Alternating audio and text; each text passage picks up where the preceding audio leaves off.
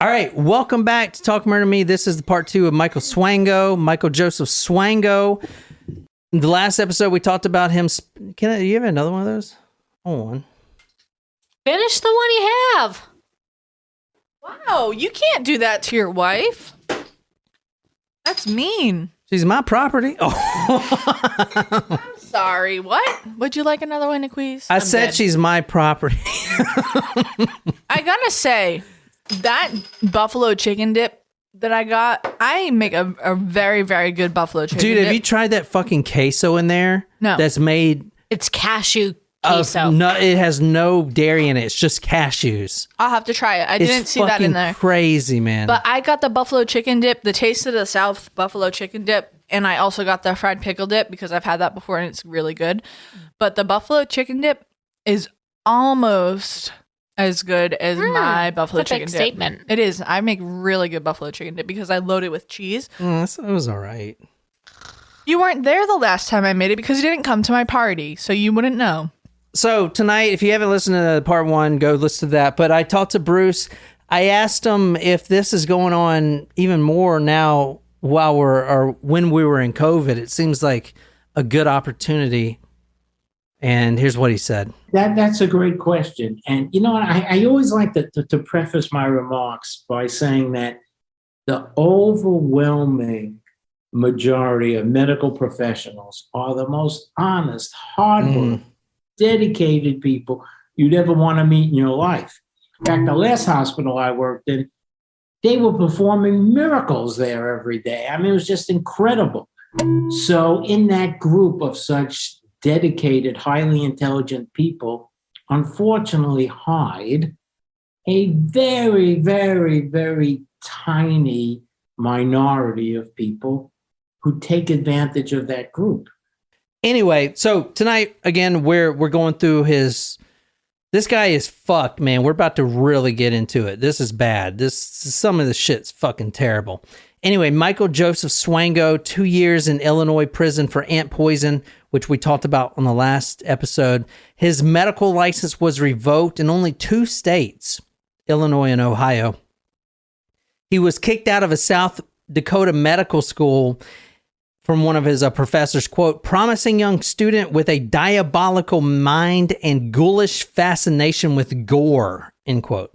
Dennis Cashman, he was the Illinois judge who put him in prison to begin with, and he said something like this could pop up or will pop up time and time again, end quote. So he knows that this guy is not done. And actually, he's the one that sent a bunch of warning messages to all the hospitals, but those warning messages don't really do much if he's going by a different fucking name, does it? You know what I'm saying? This is him, one of his medical school photos. Very bright guy, extremely bright. Quincy, Illinois, quiet Mississippi town, blonde, hazel-eyed student, and he was a clarinet player. I mean, he doesn't look that bad there. I mean, you gotta imagine him as a doctor. When he walked into the room, he looked like he had just come off the golf course. He was tanned, wearing a bright white and blue sweater, aviator sunglasses, full head of shiny hair. He radiated a movie star presence. He has the $400 Ray-Bans. He has the nice shoes. Yeah, he's got the white overcoat, but you know his shoes are really nice. He's got the highest paid stethoscope you can buy, and those things are freaking expensive. Some of them goes for thousands and thousands of dollars. So he is looking like he just walked out of a business meeting or off the golf course or something. When he was in school, he was a school band president, valedictorian, voted most likely to succeed in his class of 1972.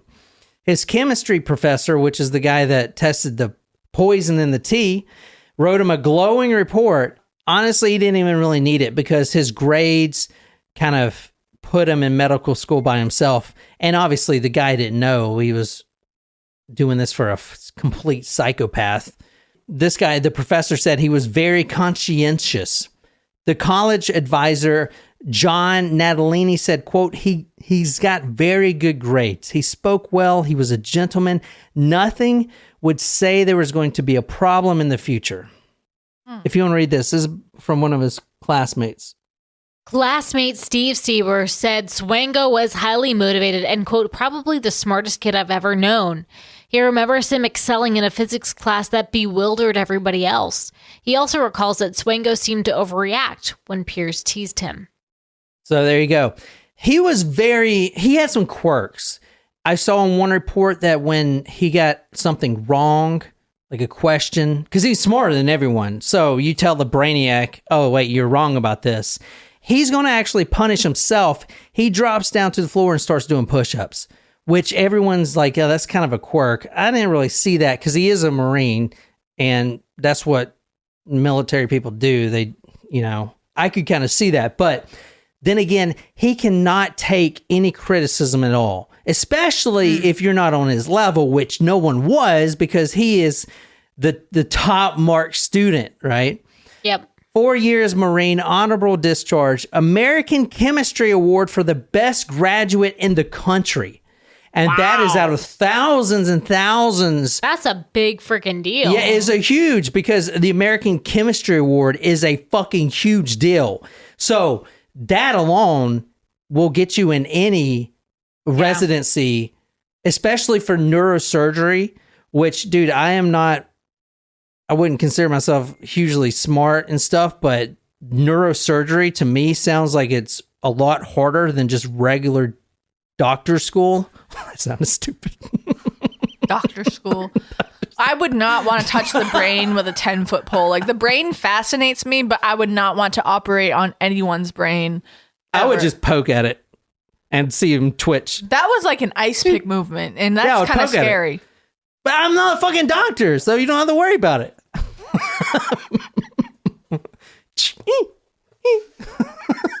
I wouldn't do it because I'm like a killer. I would just do it because it's funny. You know what's crazy?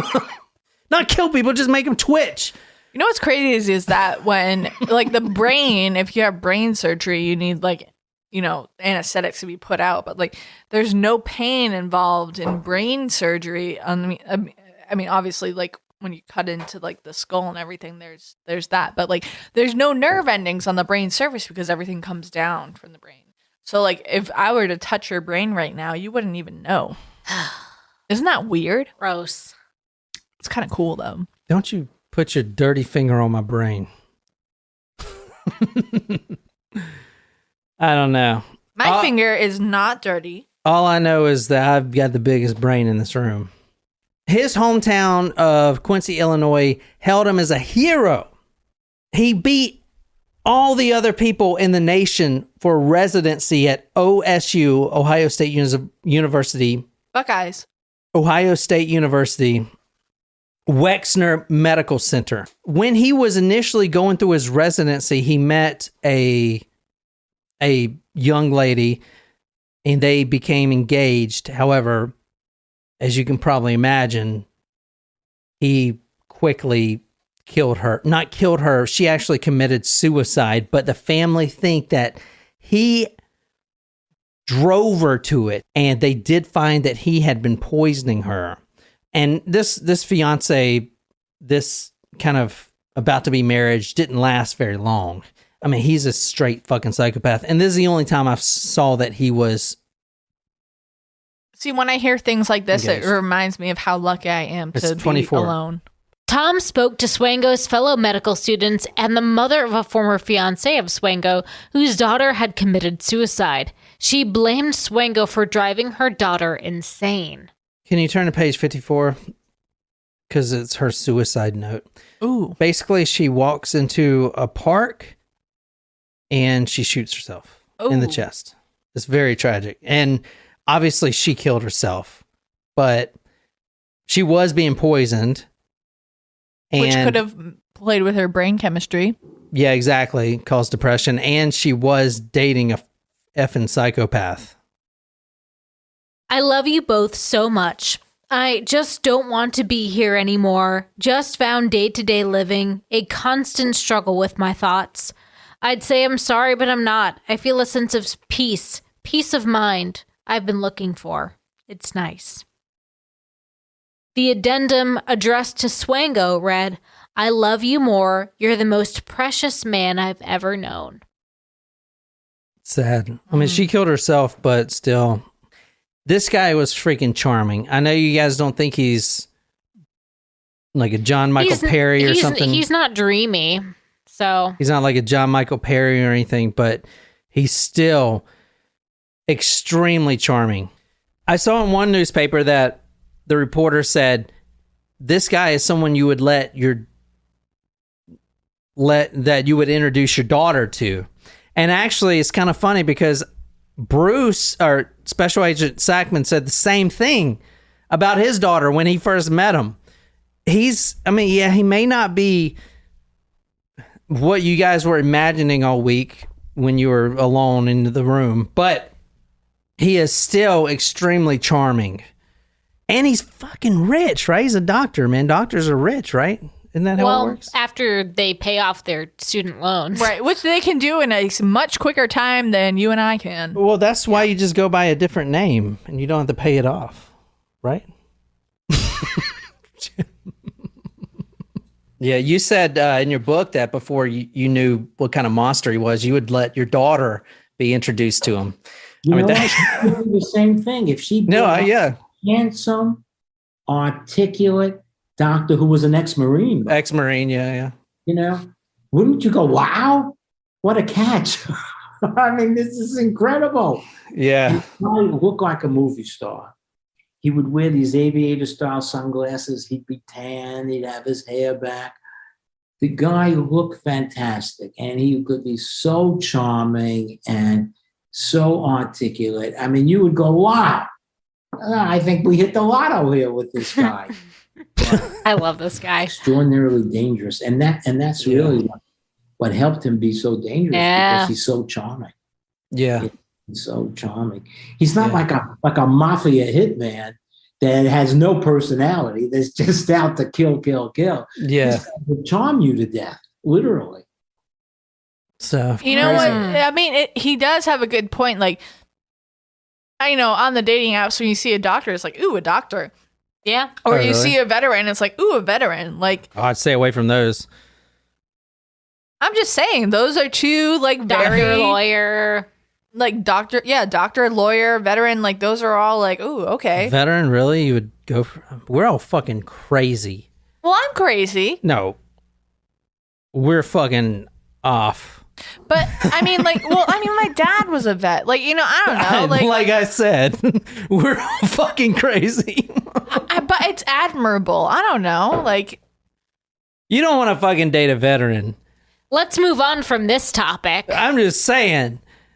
I'm a veteran. I've got fucking all kinds of baggage. Just moved all my baggage in here. I have 2 rooms in this house full of baggage. everyone has baggage. If anyone says they don't have any baggage, they're mine lying. Is combat baggage, which is worse.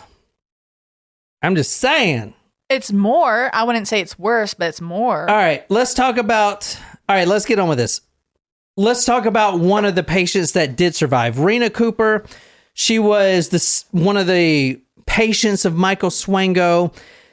She was a former nurse, and she knew that when he came in the room and he started poking around her IV bag, that something was wrong. Seeing her report will make your skin crawl, because Rena couldn't talk for whatever reason. Maybe, I don't know what was wrong. She couldn't talk like naturally, not just because she was in the hospital, but she knew when Michael put something in her IV bag that he was poisoning her, because she's a nurse. So she's in the hospital, and it's the graveyard shift. And just think about this. She can't talk. She can't scream. This guy is literally staring at her because he thinks he's about to kill her. And that's what he does. He likes to stare at you to get every little detail of, oh my God, like, did your face just twitch? Is that some kind of death throw or whatever? Like, he wants to get every detail he can about how you're dying, because that's just what he loves to do. She couldn't scream for anything or talk or yell out. So she grabs the side of the bed, and you know, hospital beds, they got the railing so you don't fall off, and they're metal. Mm-hmm. She grabs those and starts shaking it. Well, she's dying. Like, she is dying at this point. She knows she's dying. Like, her organs are starting to shut down. And she is shaking this fucking bed with all of her strength to get someone's attention. Does anyone hear? She doesn't die. But the next day, she does right because she's frantic. The nurses come check in on her and they're like, what is going on? Why are you so worked up? What the fuck? They hand her a notepad and she writes that this guy tried to kill her. On February 19th, 1984, shortly after his transfer, Charlotte Warner, 72 years old, was found dead in her room. Only hours earlier, her doctor had told her she was doing well after a recent surgery, well enough to go home in a day. Someone had caused her blood to clot in several organs. The same day, Evelyn Pirani began bleeding profusely from body orifices, even through her eyes, after being examined by Swango. The resident physician had no explanation for the hemorrhaging. I mean, they're seeing this, and these are patients right after the other. Remember, this is when I wrote in my notes that this guy is walking through the halls. When he left the room of a sixth patient, she immediately turned blue and stopped breathing. She survived and later told staff that Swango had put something in her IV just prior to her attack.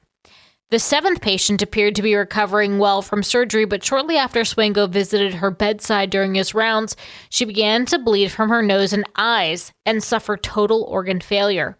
Emergency treatment saved her, but it was later determined that her blood had failed to clot, a common reaction to poisoning. He is, at this point, these are back to back. It's like he's going from one room to the next. That's what I'm saying. He's walking through the halls in a white doctor's coat with freaking aviator Ray-Bans on, going inside from one room to the next room and just killing patients. And just boom, boom, boom, boom, boom. It's fucking crazy. And guess what? The hospital administration had his back because when it's always the nurses. The nurses report it. But in this country, from what I found out, nurses are not respected as much as doctors are. They will always take the side of a doctor more than a nurse, which is fucking bull fucking tits. I've watched Nurse Jackie. That's a great show. Yeah. Same shit. Anyway, in this country, from what I found out, because in the other country we're going to next, South Africa, it's different. The nurses are treated with very high respect and their opinions matter. And that is a lot of fucking beers you've drank. Holy fuck. Well, 3 were ours. We all drank. Are you like fucking blacked out right now? What the fuck? Not yet, no. We drank 3 during the initial, and you've got 2 over there. There's one right here. They didn't fire this. They did not fire this guy. The administration literally stuck up for him. They didn't fire him. They didn't report him. So much evidence. What did they do? Well, they can't have him around. They just didn't extend his residency contract. Fuck. What a disservice, right? Shame. So in 1990, he's back on the market. He sets up. He sets up fake documents. I wanna sex you up. He even creates a false rap sheet. He tells, because you gotta disclose shit if you're about to work at a hospital, especially a VA hospital, the federal VA hospital. Yeah. You gotta disclose any arrest. Well, he spent 2 years, almost 3 years in prison for poisoning some EMTs. Right. He wrote a letter, signed it from the governor, saying that this was not poisoning, because that wasn't even in the addendum. He said that it was a ballroom brawl. What? That he was arrested and sent to prison for a barroom brawl. Wait, but okay. So that's a false rap sheet. He forged the governor of Illinois. He started using an alias, Michael Kirk, and he applies for a residency and he gets it. In Sioux Falls, he applies for residency and he gets it. However, when he gets there, he gets suspended because guess who's calling all the medical facilities right now? Judge Dennis Cashman. The only reason that this guy leaves or gets kicked out of South Dakota Medical is because the judge says, hey, guess what? You probably didn't know this, but this guy that you just hired, I put him in prison for poisoning an entire team of EMTs. No. This is Michael Kirk. This guy is not the same guy. Of course not. The judge actually hires, with his own money, hires a bunch of investigative journalists to track him down. No one can find this guy. He gets a job at the VA in New York, and same shit happens. They find out his true background and that he was forging documents. The VA sends out a warning to hundreds of different hospitals. Wow. Now, guess what? The FBI is involved. Because why? Not because he's killing patients, because they can't prove it, but because he's committed fraud. Right. He's signing things as like a governor and shit. Yes, but not really. He's committing fraud, not because he's signing it and forging documents, but because he's sending these letters to apply for medical positionings through the federal mail. That's a federal offense. That's mail fraud. So they're trying to get him for mail fraud. Because, hey, that works. Because at this point, you can't get him for hardly fucking anything. Because if you want to go after him, you got to exhume the bodies. And I'm fucking telling you, it's going to be very scant evidence in those. So if I were to send a letter as Nicole to someone, it would be a federal offense, mail fraud? And you put it in the mail? Yes. Yeah. Did you do that? Where's my phone? It's being recorded. Don't worry. I did not. This is a fucking YouTube clip, which is also internet fraud for you. I mean, I didn't do You're going that. to fucking jail. I don't have the money to fucking mail shit. Do you know what that means? Like stamps are expensive these days. You think I have They the are money? almost as expensive as a bag of ice. Do you think I have the money to go and buy a pack of stamps? I'm an educator. I don't have that kind of money. So, yes, it's fraud. I did not know that. You're a fraud. You're a fraud. I take that I'm going to rip that finger off. Go ahead. Dee says that is 100% fraud. And by the way, it's Sioux Falls. The VA sends a bunch of warnings to hundreds of other hospitals, not even hospitals, but universities, to local ambulance services, to where this guy, Michael Swango, is a serial lust killer. He just so happens to be a fucking doctor. So instead of going out and killing a bunch of prostitutes or whoever, like a Ted Bundy would kill, like women in the beach or whatever, he's killing patients because he's there. So wherever he can find patients is where he's going to kill people. And that includes fucking Zimbabwe, which that's where he's about to go. He'll go anywhere. He's going to fucking Zimbabwe. How much does a doctor make in Zimbabwe? Probably not fucking much, I'd imagine. What is It's their fucking Zimbabwe. official currency? Some Bob dollars? Don't guess. I was sincerely asking, and you're... Bitcoin? USD? I don't know, fuck. I might have to invest in some Bitcoin. We're not going to go on this tangent. Let's just keep rolling. All right, so of course you guys have been asking, not really because you haven't been paying attention, but what is he using to killing these patients? I asked Bruce, different medical serial killers, which medical serial killers is the term for it, and that's what Bruce coined. Because as I thought, and let me just play that clip now, because I asked him, because we've done, from what I can remember, Elizabeth Wetlaufer, Canada. Yep. Ivo Pope, Yep. Belgium. Mm-hmm. Charles Cullen. Yep. Who else? Michael Petio, kind of not really. I know we've done other doctors, but they're all considered angels of death from what the media calls them. But they weren't all doing it to be benefactors. But that's the term that they're used is angel of death. So from what I know at least, which is not much, but I asked Bruce about that, and that's where he actually coined the term medical serial killer, which I think is a great term for it. Obviously, it's the most logical. It's a serial killer in the medical field. An angel of death is someone that kills out of mercy, like a Kevorkian type of shit. We haven't covered him. I always thought that the whole term was angel of death, but you did a really good job in describing what I believe you coined was medical serial killers. Yes.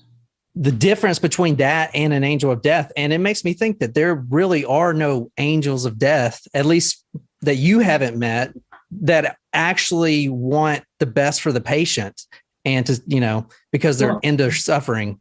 You know what? I'm not opposed to medically assisted deaths.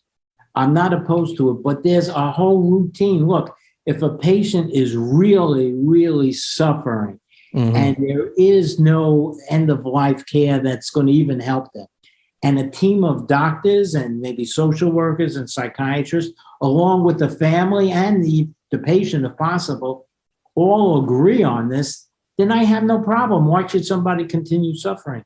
But in these cases, many times the patients were actually improving. Yeah, no. The family would go on vacation and they'd say, oh, look, Dad seems to be getting better. Let's go on vacation. Only to get a call from somebody like Swango saying that Dad had expired, and he would love to do that because this was his second bite of excitement. The first was actually murdering the patient. Yeah. The second one was reliving it as he talked to the families. Jesus. It's the same as going back to a crime scene and reliving it, or having getting a souvenir from a victim. I mean, I would imagine that as a doctor, the hardest part would be first hardest part would be to lose the patient. The second hardest part would be to tell the family. Not for Michael. He's the first one that's going to volunteer to call him. And not only once, he's been reported as harassing the widows and stuff because he keeps calling. Wow. This is what Michael Swango used. If you go back to Elizabeth Wetlaufer, which we covered, she used insulin. I think Charles Cullen also used insulin. We also covered Lucy Letby, and I can't remember what exactly she used, but a medical serial killer, and the way he explained this to me is a serial killer is going to have, they got to go provide their own way of killing, whether it's a freaking rope or a knife or a gun or whatever. With these killers, the hospital's doing they're providing the weapons for them, which is fucking crazy to think about. All right. And the toxicology determined that these people had traces of two drugs in them that they shouldn't have had. Epinephrine, which is adrenaline, it speeds up the heart, and succinylcholine. In the hospital, they call it Sux. It's actually a paralytic. If they want to put a tube down you, it actually paralyzes you. Why they put this tube down? Would he apply the paralytic first before he applied the epinephrine? Yeah, I think that's how he did it. Yeah, he would do the succinylcholine and then the epinephrine. Epinephrine is the one that kills you because it speeds you. It basically, just like that's what Kristen Gilbert used. Right. And it's an EpiPen. They said the victim's hearts was like a revved up engine type of thing.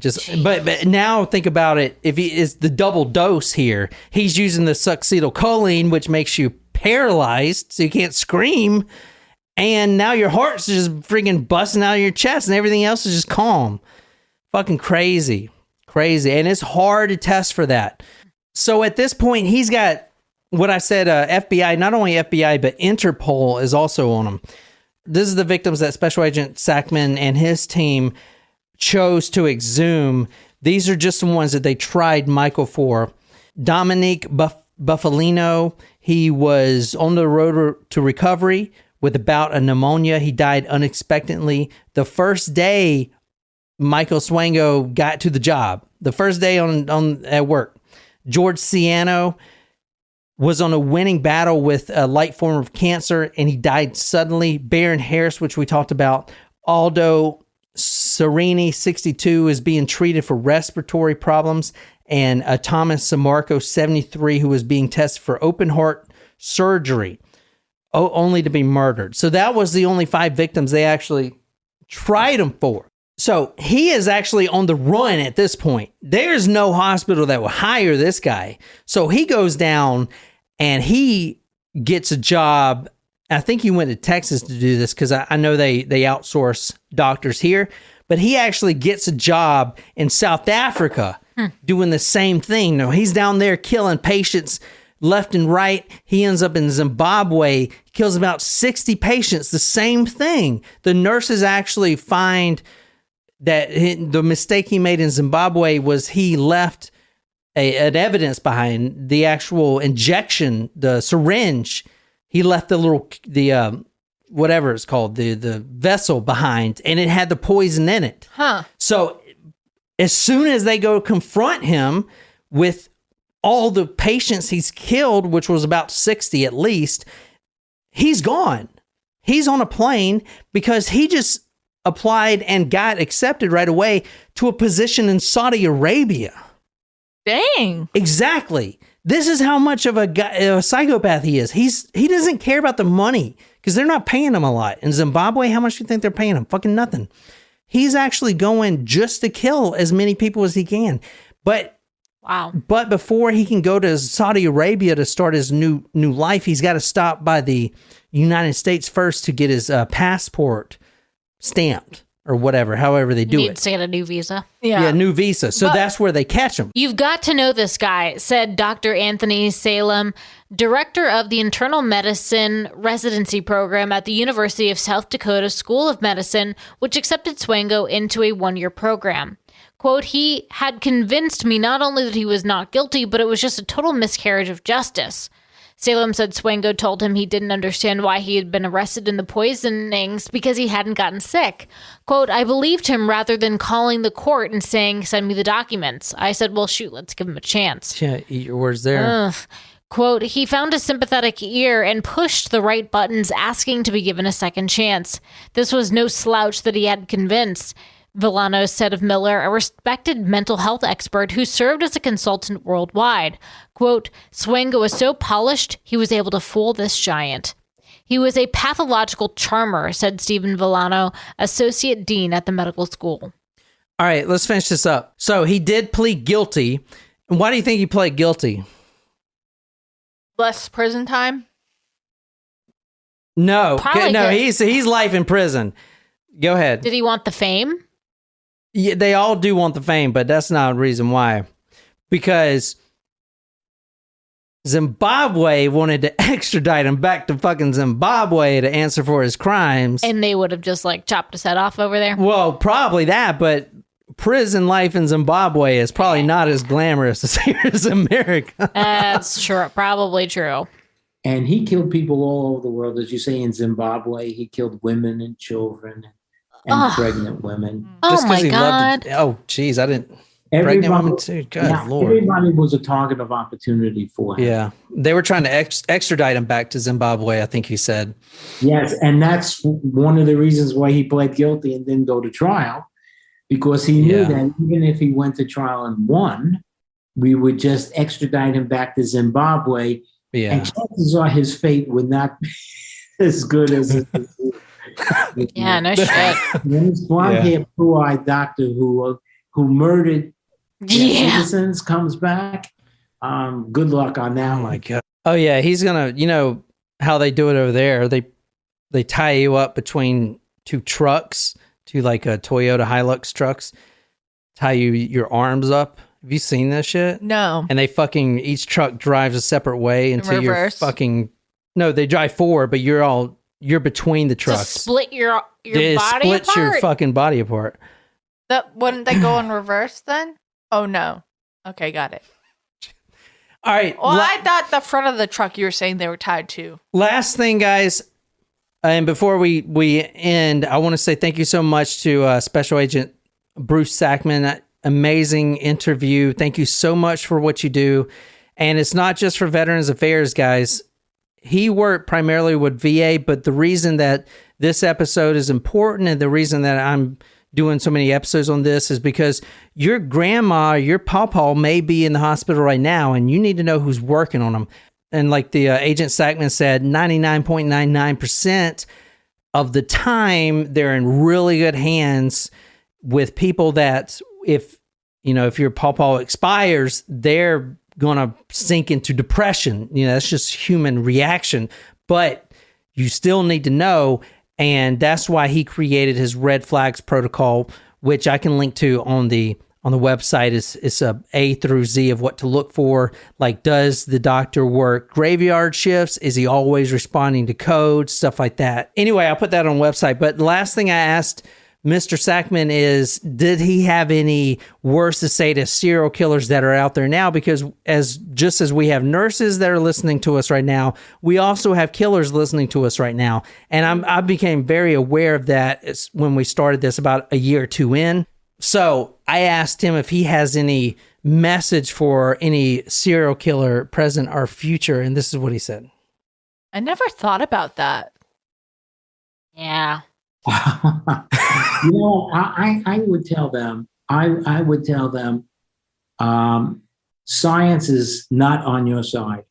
Science is improving daily as we speak.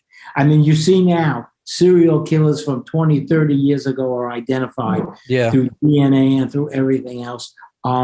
Just don't do it, because if you think that you're going to get away with it, you will not get away with it. There's more electronic monitoring now than ever. There is more protection for whistleblowers now than ever. So this is actually the worst time in the history of medical serial killers to be a medical serial killer. And the world is much more aware of it. They're aware of these stories through TV, through books, through movies. They're much more aware of it. So don't even think about it anymore, because it's not as easy as it used to be. All right, so that's the episode. I hope you guys like that. Michael Swango he will never get out of prison. He's spending his life in a supermax, and he actually, I saw in one report, was reprimanded for poisoning inmates. I don't think he's got any problems. I don't think anyone's going to mess with him, because he is the poisoning is what he loves to do, and he can literally make it out of anything. So, but he is locked up forever. That's all I have for that episode. Any questions or anything? License to kill. License to kill. Thank you so much again, Special Agent Sackman. Freaking amazing talking to you. If you're ever in, I know you're going to listen to this, so if you're ever in Charleston, if you want to grab a beer or something, we'd love to do that. Anyway, that's all I got. Next week, we got some great episodes coming up. I'm doing Unit 731. That's going to be 2 episode parters. I also got one about sperm cupcakes that we're going to do, and some some other crazy ones that you guys have been requesting on the blog, talkmore.com. You go there and request anything you want. And we're on live chat now, but we're getting off. So that's all I got. I love you guys. And until next time, good night, you lovely, lovely people.